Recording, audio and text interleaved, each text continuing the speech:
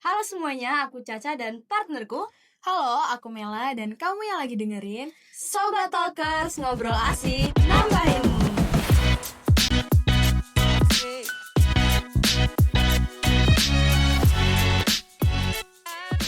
Jadi apa kabar nih teman-teman? Semoga lagi dalam mood yang baik buat dengerin podcast kita kali ini yang pembahasannya cukup deep banget.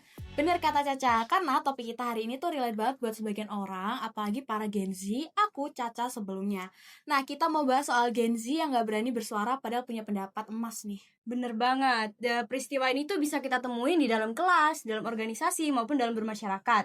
Yang dimana seseorang itu diam aja, padahal sekalinya ngomong tuh idenya brilian banget, Mel. Nah, iya tuh, siapa yang kayak gini juga nih? Jadi yuk langsung kita bedah bareng-bareng, kenapa sih ada fenomena kayak gini?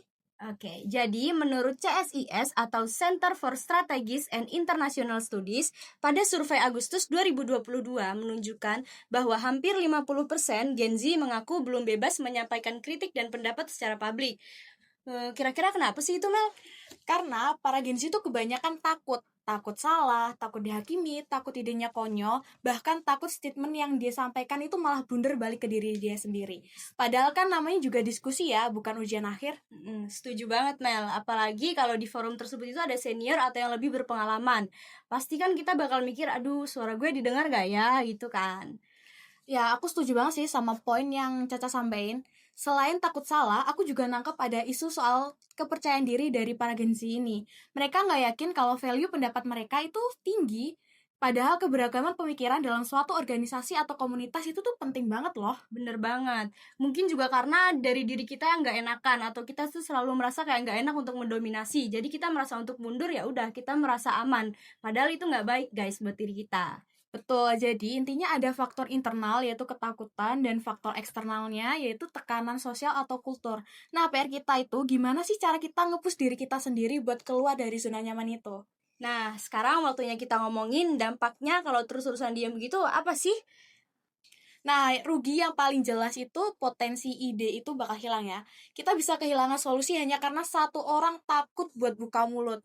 Itu bisa jadi kerugian buat tim, organisasi, bahkan komunitas tau. Oke, benar banget. Itu kan tadi kan yang kamu sebutin kan kayak buat tim, organisasi, Betul. komunitas gitu kan. Kalau Jadi buat diri sendiri kira-kira iya, apa nih kira-kira Kak apa Caca? sih dampak buat diri sendiri tuh pastinya kita kehilangan rugi dalam kehilangan berkesempatan untuk berkembang ya teman-teman. Terus abis itu public speaking, bernegosiasi itu padahal skill yang penting banget yang harus kita dalami dalam diri kita.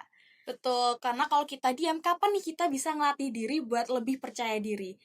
Rasa penyesalan juga pasti bakalan muncul ya. Setelah meeting atau kumpul organisasi selesai, kita pasti kayak mikir kayak, aduh harusnya tadi aku ngomong A, B, atau C. Padahal nggak sempet tuh karena rasa penyesalan atau rasa takut itu tadi. Bener banget. Jadi it's time for solution Mele. Untuk tips yang pertama, mulai dari lingkaran terkecil, jangan langsung ke forum besar. Mulai dari diskusi sama teman dekat, keluarga, atau di organisasi kecil. Jadi kamu bisa bangun kepercayaan diri kamu di sana. Aku setuju banget. Dan buat tips yang kedua, jangan fokus pada hasil, tapi fokus pada proses. Di sini tuh kamu bukan harus benar, tapi kita itu mencoba buat berpartisipasi. Nah, untuk tips yang ketiga, siapkan kalimat pembuka andalan. Misal kayak, aku punya sudut pandang lain, boleh di-share dikit, atau aku setuju dengan A. Tapi gimana kalau kita coba lihat dari sisi B? Punya template membuat kamu lebih mudah buat take off. Betul, Mel. Ini juga bisa meminimalisir rasa canggung. Dan untuk tips yang selanjutnya itu, ajak teman seperjuangan, ajak satu orang teman kamu yang mereka juga sama-sama pendiam. Jadi di sini itu kalian bisa sama-sama challenge buat mengembangkan diri, yaitu berani berbicara. Nah, untuk yang terakhir, tips yang kelima, ingat tujuan utama kamu. Kenapa sih kamu pengen ngomong? Karena ide kamu itu bisa bikin perubahan. Ingat kalau value kamu gak berkurang kalau kamu salah, tapi value kamu berlipat ganda kalau kamu berani buat mencoba. Bener banget, Mel. Aku setuju banget sih sama yang ini. Jadi guys, gak apa-apa kok kalau kita gugup. Coba aja dulu satu kalimat, besok dua kalimat, lusa satu paragraf. It's a process, guys. Jadi jangan biarkan ide mas kalian cuma jadi bisikan di kepala. Dunia itu butuh ide kamu loh. Setuju. Nah, sebelum kita tutup, kita mau challenge nih teman-teman semua. Coba di hari ini kalian speak up satu hal yang udah lama buat kalian pendam maupun di grup WA, di organisasi, dan di masyarakat. Betul, tell us your story ya guys. Komen di bawah atau kirim DM kalian ke sosial media kita. Kita bakal bacain cerita kalian di episode selanjutnya. See you next time di Dharma Talk, ngobrol asik, nambah ilmu.